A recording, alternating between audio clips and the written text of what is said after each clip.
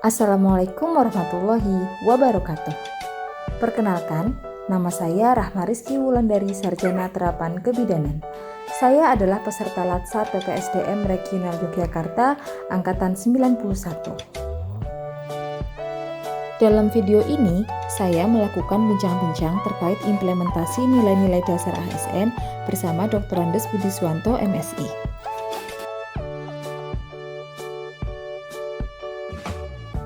Beliau merupakan seorang camat di Kecamatan Bulus Pesantren Kabupaten Kebumen. Nilai-nilai dasar ASN meliputi akuntabilitas, nasionalisme, etika publik, komitmen mutu, dan anti korupsi. Mari kita mulai saja bincang-bincang dengan Pak Budi Suwanto.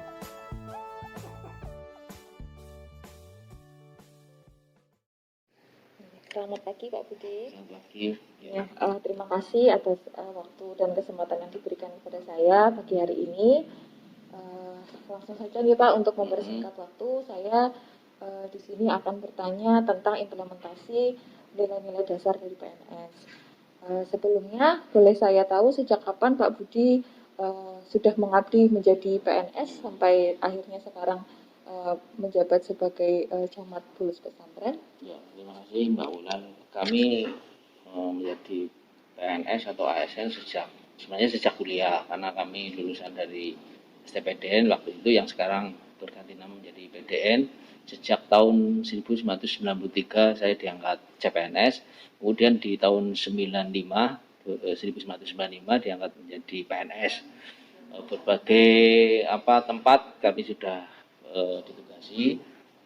Untuk penempatan pertama di Kabupaten Projo, di Bangdes Projo, kemudian di tahun 98 kami mengajukan mutasi ke Kabupaten Kebumen, pernah ditempatkan di Kecamatan Buayan, tapi sebelumnya di Pemdes, di BKD atau di Kepegawaian. Kemudian setelah dari Kecamatan Buayan kami pindah sekolah, artinya untuk sekolah meneruskan S1 di IP tahun 2000 sampai ya tahun 98 sampai 2000 lah menyelesaikan S1-nya. Kemudian setelah itu tempatkan di Bangdes, artinya di Pemdes maksud saya, tahun 2000. Kemudian 2004 kami pindah di Kecamatan Poncowarno, dan 2010 kami pindah di Kecamatan Lerong sebagai camat.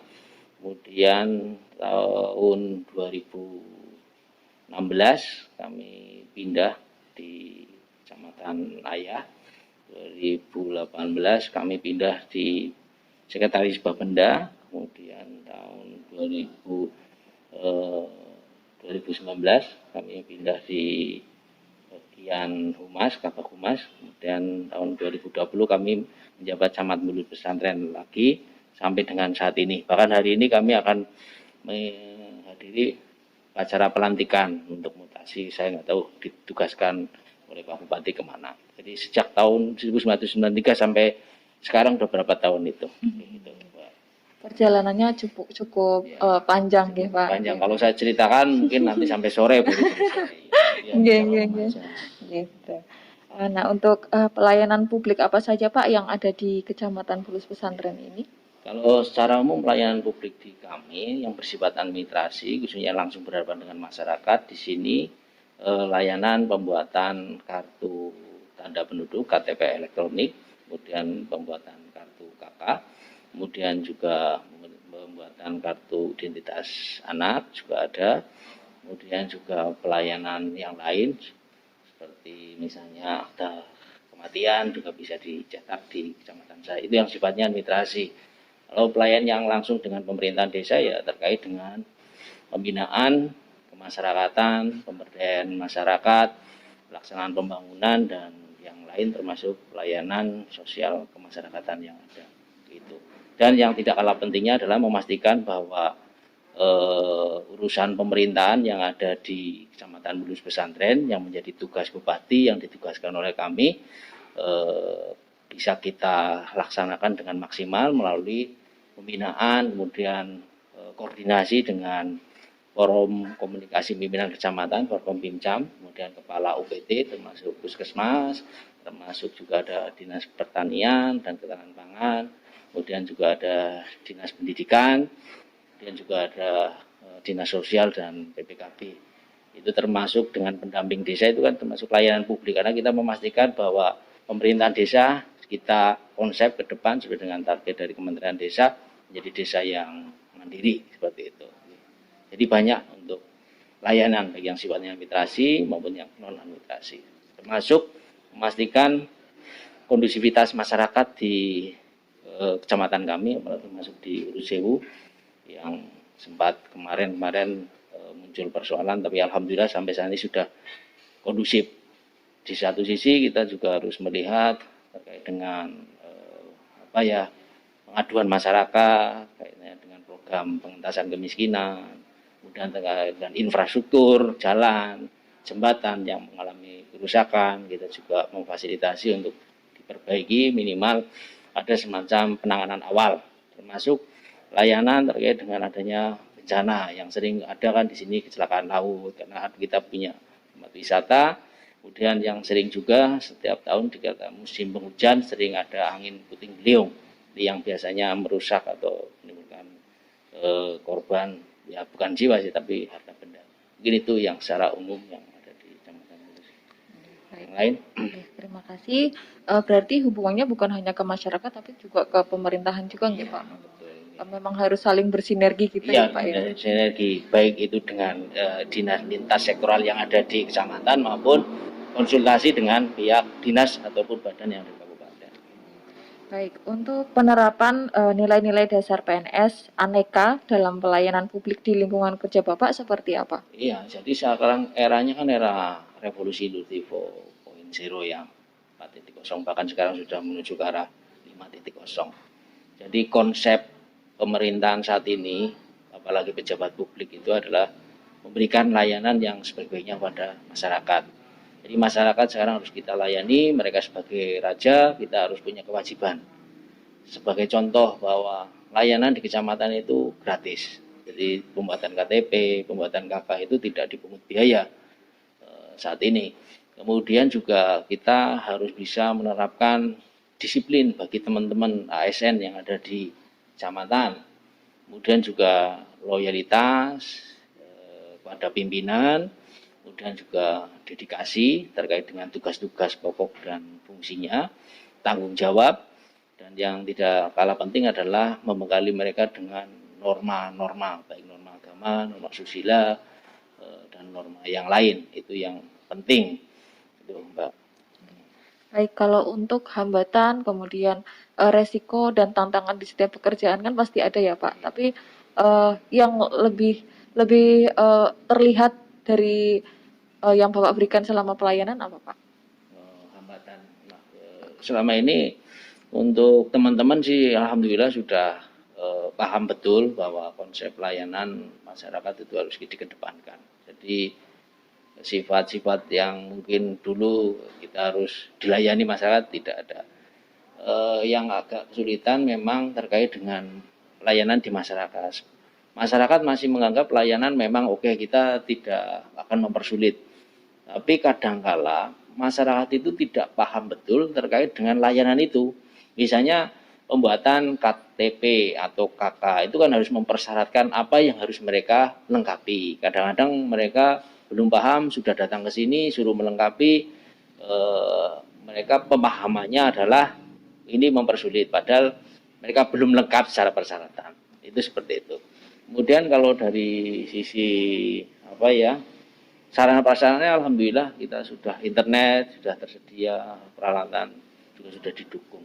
Masuk kenyamanan sudah kami bikin ruang yang senyaman mungkin lah untuk bisa sambil menunggu fasilitas, misalnya ada anak-anak kita siapkan tempat bermain. Kemudian bagi ibu yang sedang menyusui kami tempatkan ruangan untuk menyusui, termasuk papan informasi, toilet sudah untuk yang difabel juga kita siapkan, ada kursi roda, kemudian toilet juga kita desain sedemikian rupa sehingga warga masyarakat yang difabel kita bisa maksimalkan layanannya. Seperti itu.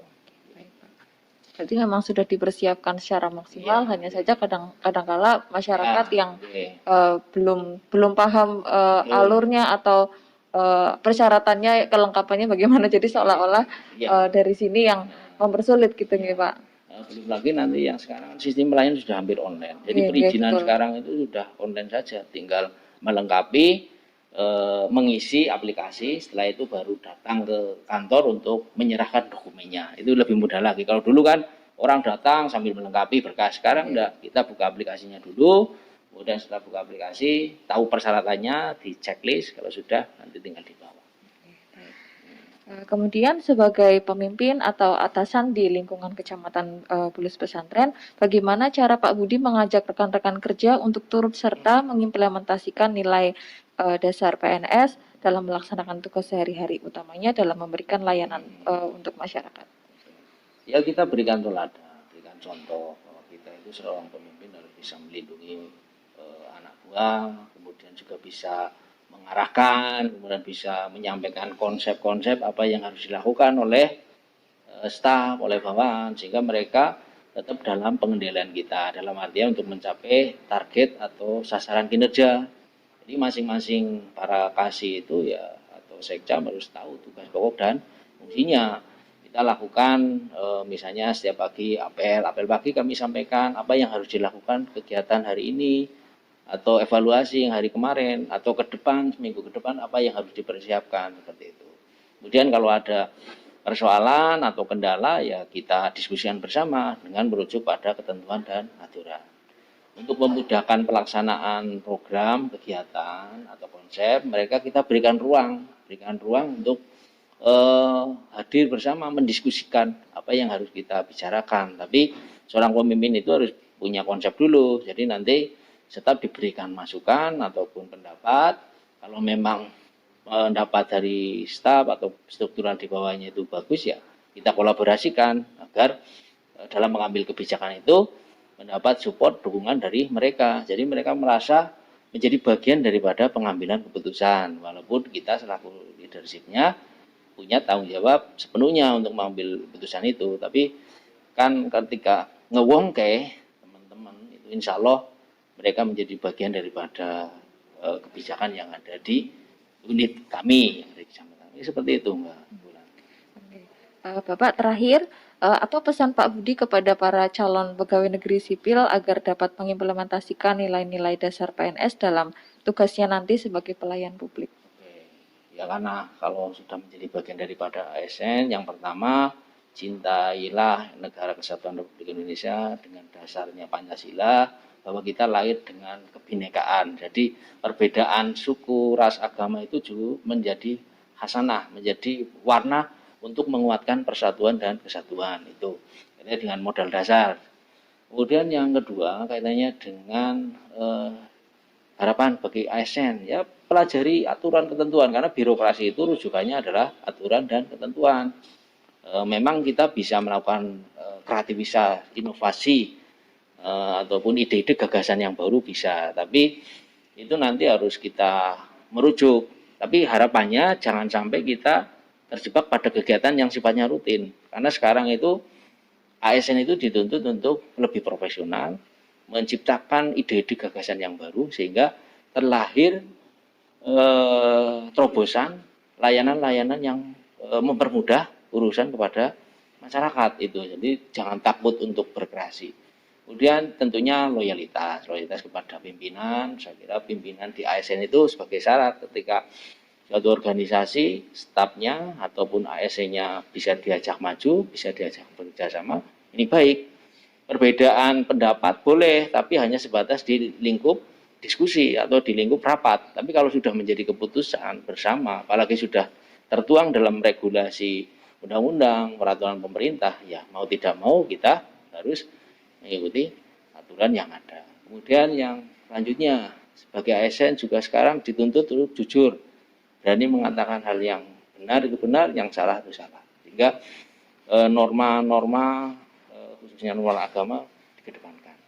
Niatkan kerja itu dengan ibadah. Masalah rezeki itu sudah ada yang mengatur. Rezeki tidak hanya uang saja, rezeki anak yang soleh, istri yang soleha, kemudian ingin kita hidup sehat dan sebagainya itu bagian daripada rezeki. Jadi materi itu memang dalam rangka untuk mendukung tugas. Tapi untuk tujuan akhirnya adalah kita niat ibadah kepada Allah.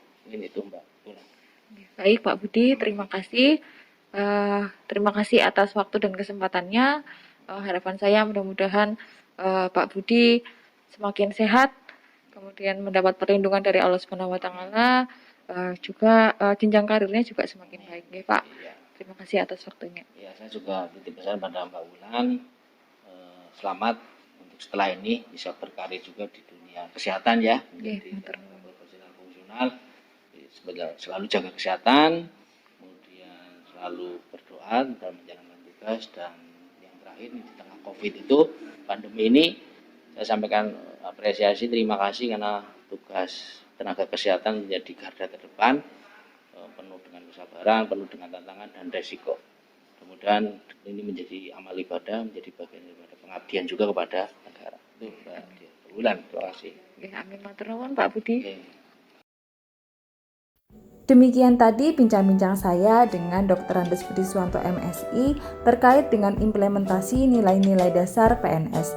Semoga kita bisa mengambil manfaat dan dapat menerapkannya dalam kehidupan kita sehari-hari sebagai seorang PNS yang beraneka. Terima kasih. Wassalamualaikum warahmatullahi wabarakatuh.